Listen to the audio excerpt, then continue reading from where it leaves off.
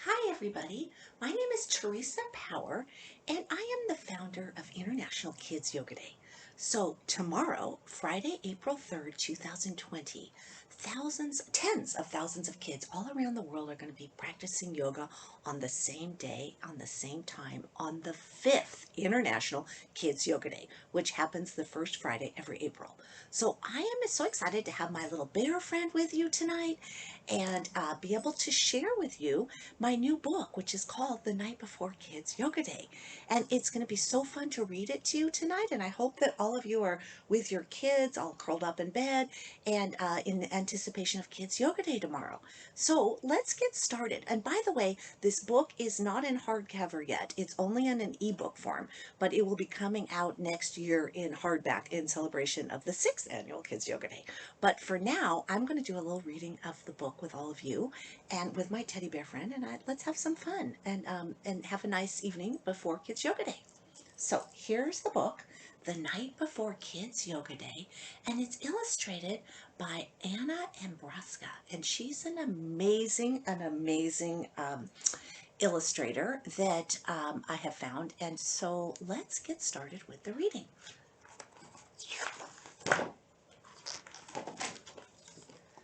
The Night Before Kids Yoga Day, written by Teresa Ann Power and illustrated by Anna Ambraska.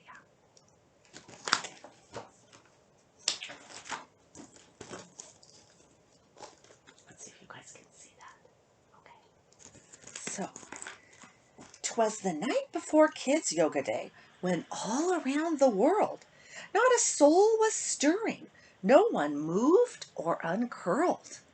Yoga mats had been placed by each child's bed with care, the anticipation of Kids Yoga Day filling the air. Wow, can you see all the kids all around the world getting excited for Kids Yoga Day?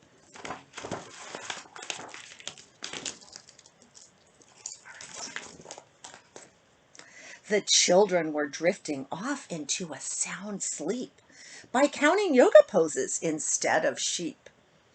And father in his robe and I in my yoga pants of red were just heading upstairs to climb into bed.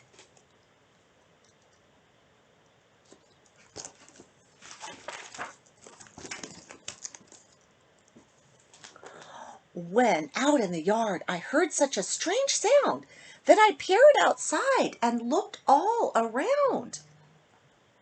The moon shone so bright on this cloudless spring night that it amazed me to see a group of children stretching on their hands and knees.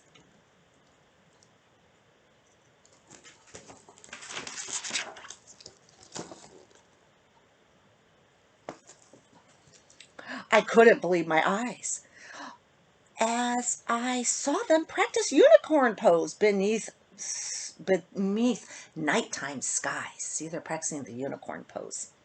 I watched in awe as the scene continued to unfold, the children quietly doing yoga without being told. The neighborhood came alive as other kids started to arrive. The leader was a young girl with a head full of curls, who commanded the attention of all the boys and girls.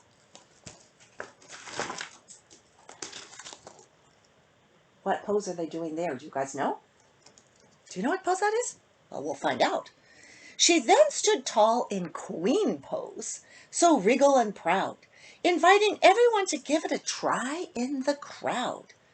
As they followed her every move, the group got into a yoga groove.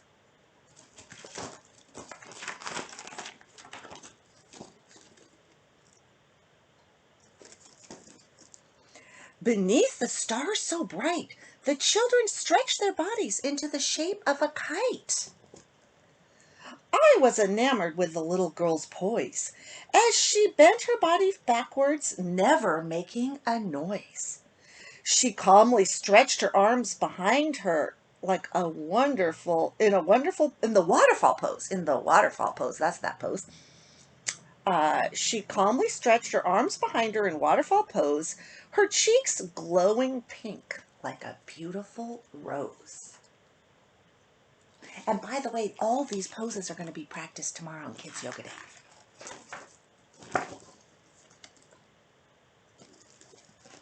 Next, she folded forward like a rag doll, allowing her head and arms down to fall.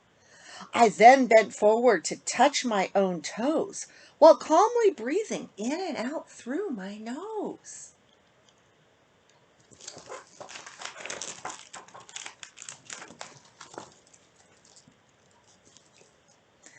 Excited to see what pose was about to take place, I peeked out the window with a smile on my face.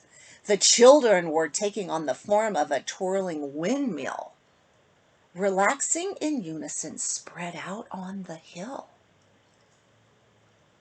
They stood with their legs slightly bent, with feet wide apart, each bringing a hand to the ground in line with their heart. I watched as they sent their other arm up to the sky, extending it long and reaching it high. Let's see what's going to happen next. Teddy Bear's excited too. As they made their bodies stretch like a letter Y, I realized why yoga is so important to try. The children were finding a sense of calm and peace, which after each yoga pose only seemed to increase.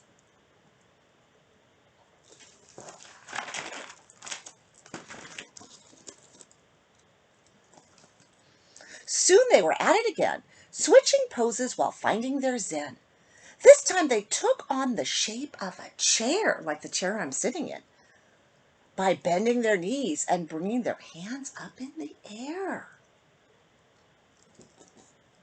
while letting out a contented sigh. I sunk low, stretching my arms to the sky. Then the little girl winked at me, looking peaceful and stress-free. Can you see her winking at the mom?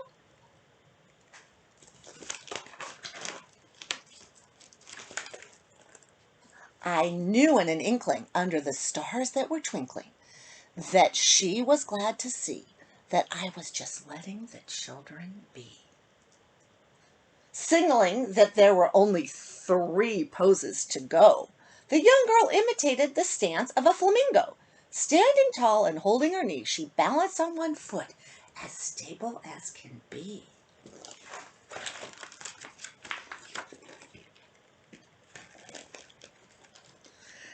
I marveled at the concentration needed for each standing pose, which was made easier by breathing in and out through one's nose. The children continued to follow along, shifting into tree pose, staying focused and strong. Easy pose ended the yoga routine. And I marveled again at the wondrous scene. All the kids were now sitting with legs crossed and backs straight, eyes closed, breathing deeply and counting to 8.